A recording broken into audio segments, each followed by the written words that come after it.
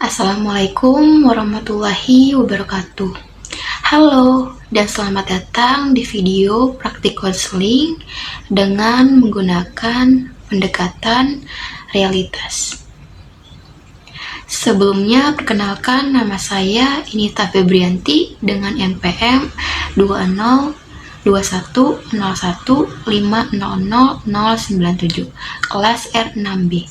Saya mahasiswi program studi bimbingan dan konseling Fakultas Ilmu Pendidikan dan Pengetahuan Sosial di Universitas Indraprasta PGRI.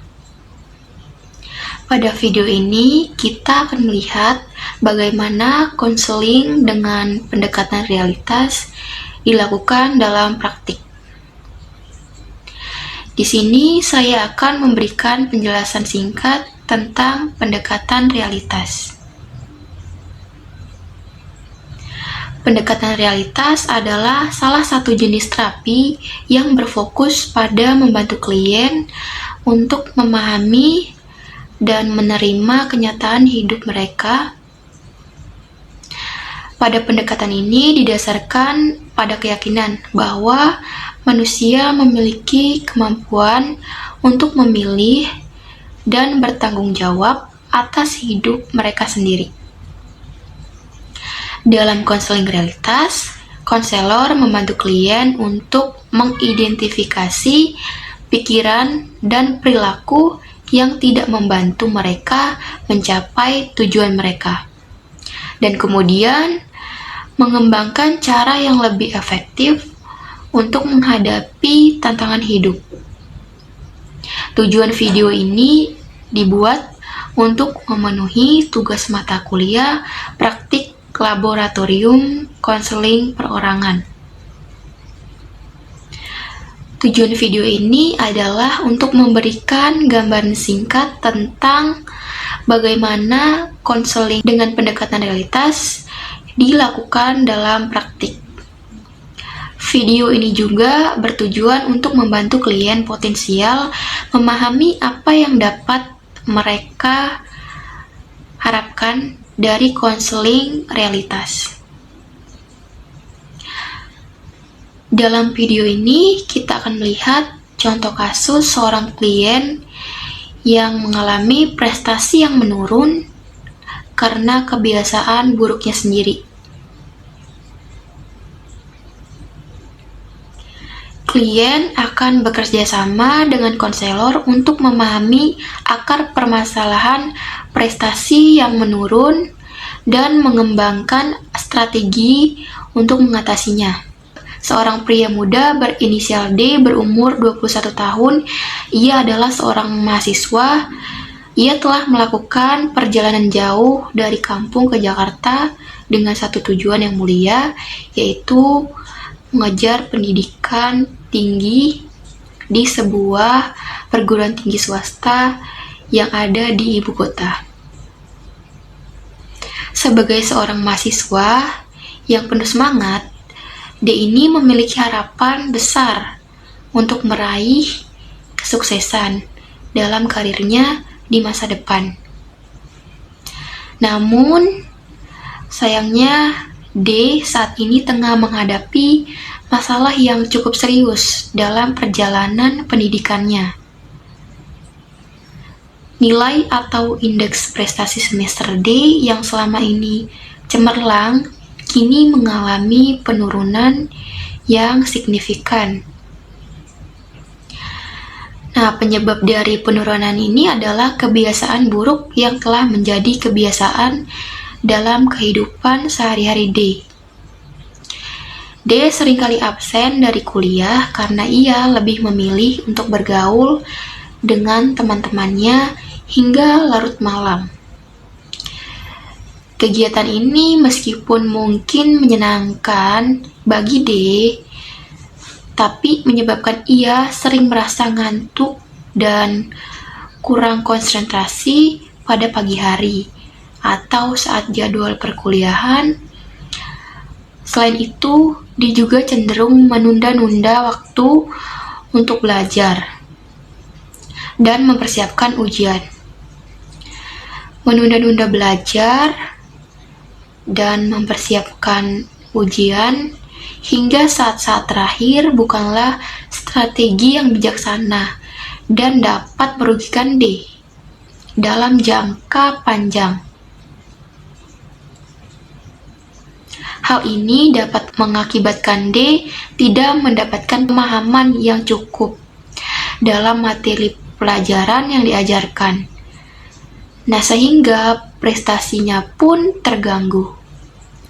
Berikut video praktik konseling dengan pendekatan realitas. Selamat siang, Ibu. Selamat siang, ini dengan Mas Dion ya, yang sudah membuat janji dengan saya sebelumnya melalui WhatsApp. Kalau boleh tahu, Mas Dion ini asli orang mana? Oh iya benar, Bu. Saya itu asli orang Magelang. Oke, baik. Jadi, Mas Dion ini kalau boleh tahu sekarang kesibukannya apa? Saya itu sedang menjalani pendidikan perguruan tinggi, Bu. Oh, berarti di sini Mas Dion ngekos atau tinggal bareng di rumah saudara? Di sini saya itu ngekos, Bu. Oh, kalau boleh tahu, ngekosnya di mana? Masih di daerah sekitaran kampus sih, Bu. Oh, berarti kalau ke kampus biasanya jalan kaki dong ya, kan dekat. Iya benar, Ibu. Oke, sebelumnya Mas Dion sudah pernah melakukan sesi konseling belum? Sepertinya sudah, Bu, beberapa kali. Oke, baik. Berarti Mas Dion sudah tahu ya kalau dalam konseling ini kita akan dibatasi oleh waktu. Untuk hari ini kita bisa melakukan konseling sekitar 30-40 menit. Jika dibutuhkan konseling lebih lanjut, maka bisa dilakukan di lain waktu ya Mas Dion. Baik, Bu, saya mengerti. Oke, baik. Kalau begitu, sekarang apa nih yang Mas Dion ingin sampaikan? Jadi ini, Bu, saya itu merasa IPK semester saya itu sangat menurun, Bu. Oh, kok bisa? Saya jarang masuk, Bu. Kalau ada ujian juga, saya malas belajar, Bu. Oke, baik. Bisa Mas Dion ceritakan apa yang membuat Mas Dion jarang masuk kuliah dan kalau ada ujian malas belajar? Jadi begini, Bu. Biasanya tuh saya kalau malam sering nongkrong sama teman-teman sampai larut malam, nggak ingat waktu, terus begadang, Bu, nggak tidur juga. Akhirnya pada saat pagi hari saya mengantuk, Bu. Jadi saya sering bolos kuliah atau jarang masuk kuliah. Oke, baik. Jadi IPK semester Mas Dion menurun karena Mas Dion ini sering nongkrong kalau malam dan kalau mau ada ujian itu nggak pernah belajar ya? Iya, Bu, benar. Saya selalu memikirkan hal bagaimana kalau sampai ibu saya tahu kalau anaknya jarang masuk kuliah. Oke, baik. Saya sangat mengerti apa yang Mas Dion rasakan saat ini. Mungkin Mas Dion itu harus bisa mengatur waktu antara kuliah dan nongkrong. Nah, kuliah ini harus lebih fokus, harus rajin masuk, dan kalau mau ada ujian diusahakan untuk belajar. Dan kalau mau ada ujian tuh besoknya lebih baik nih malamnya Mas Dion gak usah nongkrong dulu. Baik, Bu, mungkin sebaiknya seperti itu. Oke, lalu dengan keadaan tersebut, Mas Dion ini inginnya bagaimana? Untuk sekarang sih, Bu, saya hanya ingin fokus kuliah. Baik, tadi Mas Dion bilang untuk sekarang ini hanya ingin fokus kuliah. Nah, lalu apakah Mas Dion bisa fokus kuliah kalau Mas Dion keadaannya masih seperti ini? Sering nongkrong kalau malam sampai jarang kuliah, bahkan kalau mau ada ujian nggak belajar. Nah, Mas Dion merasa senang nggak setiap malam nongkrong sama teman-teman? Senang Bu, karena kita kan bareng-bareng. Cuma kalau sering nongkrong sampai larut, saya merasa menyesal karena paginya saya nggak bisa kuliah atau bolos. Saya harus bagaimana ya Bu? Jadi manusia itu punya kebutuhan dasar, Mas Dion. Nah, ada 5 kebutuhan dasar manusia, yaitu bertahan hidup, mencintai dan dicintai, kekuasaan atau prestasi, kebebasan atau kemerdekaan, dan kesenangan. Jadi, Mas Dion ini sekarang berada di kebutuhan dasar yang mana? Sepertinya sih Bu, kesenangan ya Bu. Oke, baik. Jadi gini ya, Mas Dion. Sebagai seorang mahasiswa, harus nih menjalankan kewajiban seperti harus masuk kuliah. Nah, kalau emang nggak ada halangan apapun, kalau mau ada ujian juga harus dipersiapkan dengan cara belajar. Saran dari saya, coba deh Mas Dion kurangin pelan-pelan nongkrongnya, atau dikurangin waktu nongkrongnya biar nggak sampai larut malam, atau bisa diganti nih kegiatan nongkrongnya dengan hal-hal yang positif. Mas Dion ada kegiatan positif yang membuat Mas Dion jadi senang nggak?